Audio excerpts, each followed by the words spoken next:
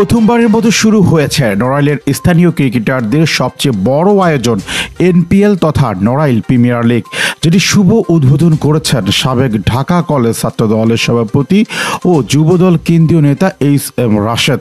এ সময় উপস্থিত ছিলেন লোহাগাড়া উপজেলা বিএনপির সাধারণ সম্পাদক Kazi Sultanuzzaman Selim. H M Rashed Narail premier লিগকে এগিয়ে নিয়ে যাওয়ার ব্যাপারে সর্বাত্মক সহযোগিতার আশ্বাস প্রদান করেছেন। পাশাপাশি নড়াইলের ক্রীড়াক্ষেত্রে উন্নয়নে এনপিএল যথার্থ ভূমিকা রাখবে বলেও আশা প্রকাশ করেছেন। এ সময় স্থানীয় ক্রিকেটারদের সঙ্গে কুশলাদি বিনিময়ে এইচ এম রাশেদ বলেন, তোমরা জাতির সূর্য সন্তান, আগামী দিনের বাংলাদেশ তোমরাই গড়বে। ক্রীড়ার পাশাপাশি পড়াশোনায়ও তোমাদের মনোযোগী হতে হবে। একটি জাতি এগিয়ে যাওয়ার পেছনে পড়াশোনার পাশাপাশি ক্রীড়ারও বড় ভূমিকা রয়েছে। এ সময় সাহিত্য সাংস্কৃতিক চর্চার ক্ষেত্রেও তাদেরকে উদ্বুদ্ধ করেন এইচ এম রাশেদ।